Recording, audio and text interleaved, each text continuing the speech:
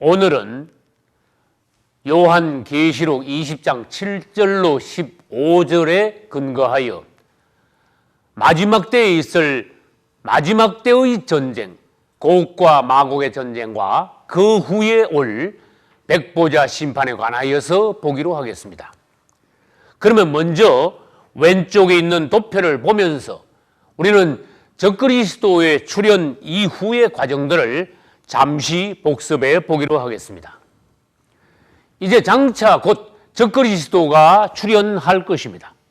그러면 이방인의 때는 끝나고 세상 끝의 마지막 7년인 마지막 한일회가 시작될 것입니다. 그리고 마지막 한일회 중 전 3년 반 동안에는 성도들이 환난을 당할 것이며 중간 지점에 가서는 야곱의 환난, 즉 이스라엘이 환난을 당할 것이며 후 3년 반에 가서는 불신자들이 대환난에 처하게 될 것입니다. 반면 땅에서 대환난이 있는 동안에 성도의 환난을 그치고 휴거한 성도들은 공중에서 그리스도와 함께 혼인잔치를 하게 될 것입니다. 할렐루야. 땅에서는 대환난이 끝나고 공중에서 혼인잔치가 끝나고 난 이후에는 그분은 지상재림하실 것입니다. 그때 지상재림과 동시에 적그리스도의 2억의 군대가 예루살렘으로 진격함으로써 아마겟돈 전쟁이 일어납니다. 그러나 그때 주님의 입으로부터 나오는 이한 칼로 적그리스도의 군대를 파하시고 그분은 아마겟돈 전쟁에서 적그리스도와 거짓 선지자를 잡아 바로 불못으로 던져 넣으실 것입니다. 주님을 찬양합니다. 그리고 그분은 아마겟돈 전쟁 직후에 이번에는 사단을 잡아서 1000년 동안 무적행에다가 감금하실 것입니다. 이제 사단이 무적행에 감금되고 난 이후에 이 땅에서는 그리스도께서 직접 왕이 되어 통치하시는 천년 왕국이 올 것인데 그때 우리는 주님과 함께 왕들로서 같이 통치하게 될 것입니다. 할렐루야. 그러면 천년 왕국 동안에 이 땅의 상황들을 지난주에 보았듯이 잠깐 다시 복습해 보기로 하겠습니다. 사단과 적그리스도와 거짓 선지자는 천년 왕국 동안에 더 이상 땅에 없습니다. 그리고 그분께서 직접 왕이 되셔서 이 땅을 통치함으로써 이 땅은 문자 그대로 지상 천국을 이루게 될 것입니다. 할렐루야. 그런데 그 천년 왕국 동안에 그분과 사랑하는 성도들, 즉 그분의 신부들이 함께 거하는 성 안에 있고 그 외에 육신을 가진 일반 백성들이 성 밖에 있게 될 것입니다. 다시 말해서 천년 왕국은 성 안과 성 밖 두 구역으로 나눕니다. 성 안은 하늘에 속한 구역이며 성 밖은 땅에 속한 구역입니다. 성 안에는 예수님과 또한 그분의 신부들, 거듭난 그리스도인들이 왕이 되어 같이 거하고 통치하게 될 것이며 성 바깥에는 육적인 사람들이 성 밖에서 인간 생활을 하며 계속 1000년 동안 바다모래같이 번식하게 될 것입니다. 이 천년 왕국은 공중에서 혼인잔치를 마친 그리스도와 성도들이 신혼 여행하는 기간입니다. 할렐루야. 그리고 이 천년 왕국은 이스라엘의 7절기 중 마지막 절기인 장막절의 성취입니다. 그러면 그리스도의 하신 일들과 그분의 하신 일이 어떻게 이스라엘의 절기들을 성취하고 완성하셨는가에 관하여서 보기로 하겠습니다. 그분은 이 땅에 오셔서 33년 반의 인생을 사셨습니다. 그러므로 그분의 인생은 무교절을 성취하신 것입니다. 즉 그분은 흠과 죄 없는 인생을 사심으로써 누룩 없는 삶, 무교절을 완성하셨습니다. 할렐루야. 그분은 십자가에 가심으로써 유월절을 성취하셨습니다. 그분은 유월절 어린 양이십니다. 그분 자신이 유월절이십니다. 할렐루야. 이제 그분은 십자가 다음에 부활하십니다. 그분은 부활하심으로써 초실절이 이루어지게 되었습니다. 초실절은 이스라엘에서 첫 열매를 하나님께 드리는 절기인데 그분은 죽은 자들 가운데서 살아나신 부활의 첫 열매이십니다. 할렐루야. 그 다음 그분은 성천하신 이후에 40일 만에 오순절날 성령 강림하심으로써 오순절을 성취하셨습니다. 앞에 있는 것은 그분께서 이미 이루신 것이고 이제 앞으로 그분께서 재림하시고 천년왕국을 세우심으로써 장차 남은 일들이 되겠습니다. 그분은 재림하심으로써 이스라엘의 절기 중에서 나팔절을 이루실 것입니다. 그리고 마지막으로 그분은 아까 말씀드린 대로 천년왕국에 우리를 데리고 들어가심으로 천년왕국은 영적인 장막입니다. 영적인 초막입니다. 그러므로 천년왕국은 장막절 이것을 완성하는 것입니다. 장막절은 다른 말로 초막절이라고 하며 또 다른 말로 수장절이라고도 합니다. 이스라엘 사람들이 농사를 다 짓고 난 이후에 곡식을 창고에 들이고 하나님 앞에 절기를 지키시는 것인데 우리가 바로 잘 익은 알곡들로서 천년왕국에 들어가므로 성경에서 말씀하신 장막절, 수장절이 온전히 그때에 성취되는 것입니다. 주님을 찬양합시다. 이제 천년이 차고 나면은 천년왕국 이후에 바로 우리 주님께서는 무저갱에 갇혀 있는 사단을 놓이게 하시면 무저갱 뚜껑을 열므로써 갇혀 있던 사단은 무저갱으로부터 나오게 됩니다. 그래서 이 무저갱에서 나온 사탄은 무슨 일을 하는가 하면은 성 밖에서 바다모래처럼 번식한 사람들 속으로 들어가 그들을 미혹하여 하나님을 반역하게 합니다.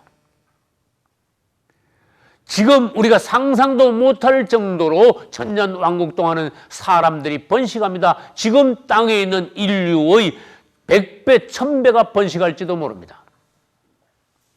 그래서 성경은 천년왕국 이후에 성 밖에 있는 사람들의 수가 바다모래 같다고 말씀하셨습니다.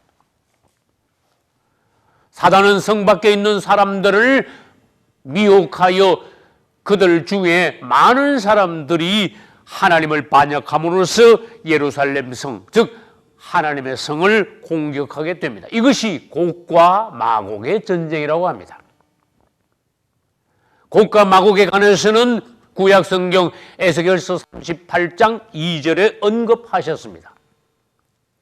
마곡 땅에 있는 곡, 곧 로스와 메섹과 두발 왕이라고 하셨습니다. 그래서 우리는 곡과 마곡에 관하여 볼 때에 마곡은 지명, 땅 이름이고 곡은 인명, 사람 이름이라는 것을 알 수가 있습니다. 그러면 그것은 오늘날로 말하면 어디입니까? 바로 러시아입니다. 그래서 천년왕국 이후에 일어날 곡과 마곡의 전쟁은 러시아가 주동이 될 것을 성경에서 미리 예언하신 것입니다. 이 곡과 마곡의 전쟁은 사단 최후의 반역이며 인류의 마지막 범죄가 될 것입니다. 그리고 천년왕국 이후에 있는 곡과 마곡의 전쟁은 다른 말로 하면은 인류에 대한 제2의 추수라고도 할 수 있습니다. 그러면 제1차 추수와 제2차 추수에 관하여서 말씀드리겠습니다. 1차 추수, 2차 추수. 1차 추수는 적그리스도에 의해서 알곡과 가라지가 갈라지게 되는 것을 말합니다. 2차 추수는 지금 말씀드린 대로 사단에 의해서 인류들이 알곡과 가라지로 구분되어지는 것을 말합니다. 1차 추수는 언제 있습니까?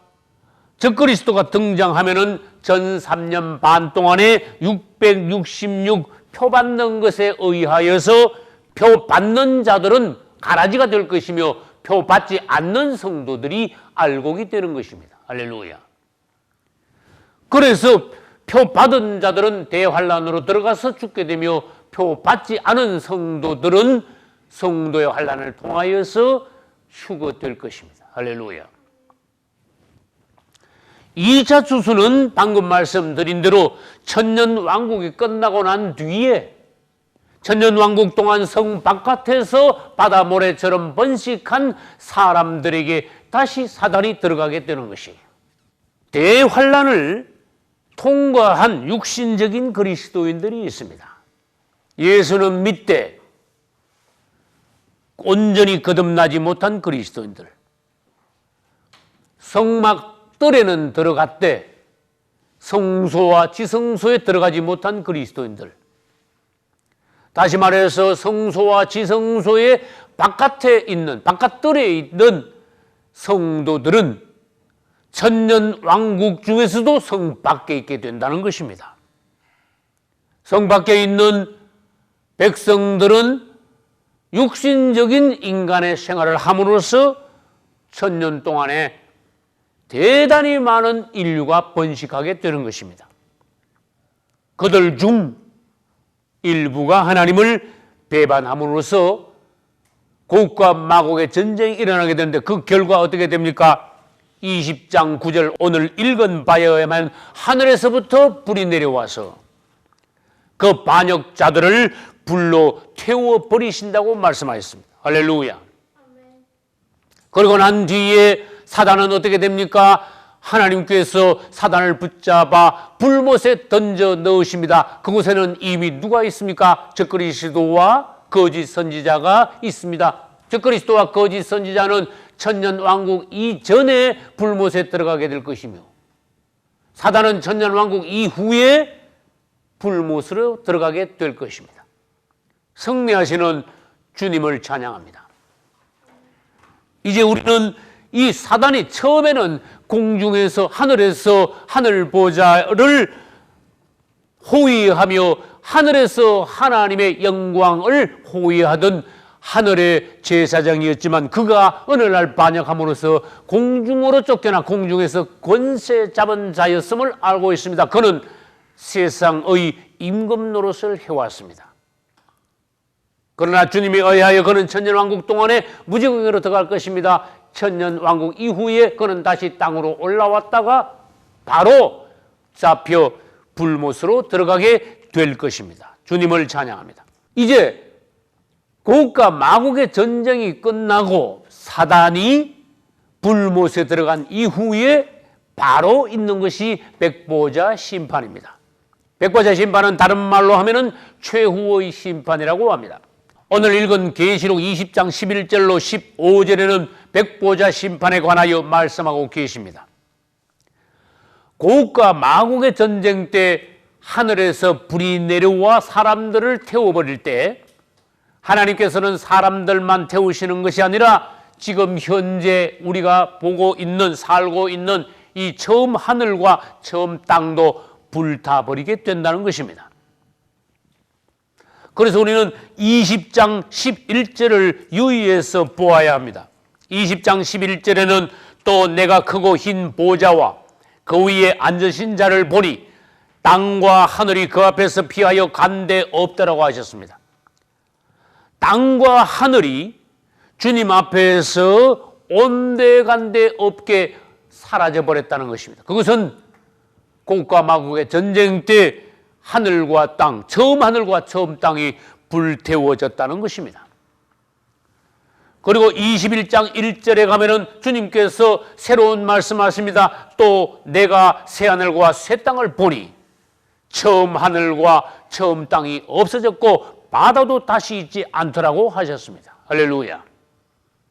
지금 현재의 이 하늘과 땅은 처음 하늘과 처음 땅입니다.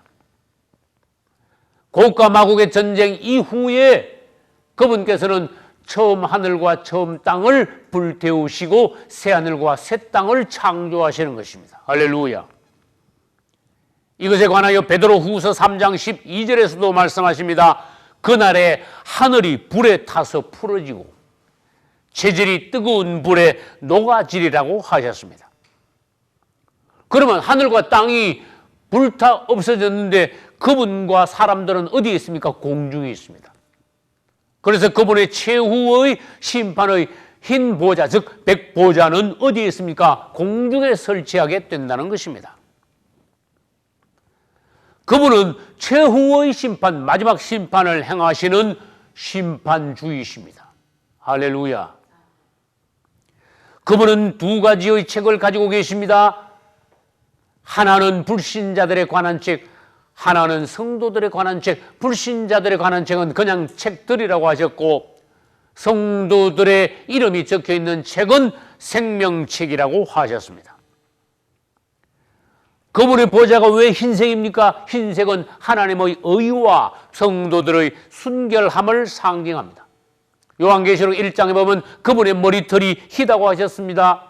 그분은 재림 때 흰말, 즉 백말을 타고 재림하실 것입니다.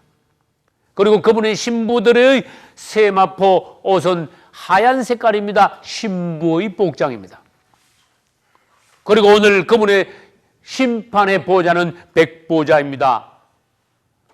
그분은 의의 하나님이시요, 우리는 그분 앞에서 순결한 성도들이 되어야 합니다. 할렐루야. 이제 그때 백보자 심판과 아울러 둘째 부활이 일어나게 되는 것입니다. 첫째 부활은 낙원에 있던 구원받은 성도들의 영혼이 부활하는 것이 첫째 부활이고, 둘째 부활은 백보자 심판 때 음부에 있던 영혼들이 되살아나는 것이 둘째 부활입니다. 그러면 도표를 보면서 다시 설명드리겠습니다. 우리 주님께서 공중 재림하실 때 그리스도 안에서 잠자는 자들, 즉 구원받고 낙원에 있는 자들은 그때 부활하여 주님 앞으로 휴거될 것입니다. 이것을 우리는 첫째 부활이라고 합니다. 그러나 천년왕국 이후에 곡과 마곡 다음에 있을 백보자 심판 때는 심판의 부활이 있습니다. 그것은 그리스도 안에서 아니라 그리스도 밖에서 죽은 자들, 즉 구원받지 못하고 죽은 자들은 낙원이 아니라 지옥과 비슷한 지옥의 대기 장소인 음부에서 고통당하다가 백보자 심판 때 심판의 부활로 살아나서 심판받고 바로 불못으로 들어가게 된다는 것입니다. 그러므로 우리 살아서 거듭난 성도들은 휴거하여 공중혼인잔치 참석하고 천년왕국을 통과하여 심판을 지나 새 예루살렘, 새하늘과 새 땅, 새 예루살렘으로 들어가게 될 것이며, 현재 구원받지 못한 불신자들과 현재 음부에서 대기하고 있는 모든 구원받지 못한 영혼들은 백보자 심판을 통하여 모두 불못으로 들어가게 된다는 것입니다. 지금이라도 주 예수 그리스도의 이름을 믿고 그분을 사랑하며 구원에 이르는 여러분 모두 되시기를 예수 이름으로 축원합니다. 이 백보자 심판 때 모든 인류는 그분 앞에서 오른편과 왼편으로 나누어지게 될 것입니다. 다시 말해서 그것은 양과 염소로 분리된다는 것입니다.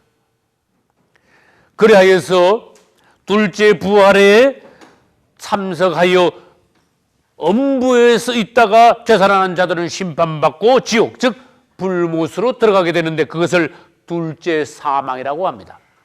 다시 말합니다. 둘째 부활에 참여한 자들은 둘째 사망으로 들어가게 됩니다. 그러므로 둘째 사망의 장소, 불못, 지옥은 우주의 쓰레기 소각장입니다.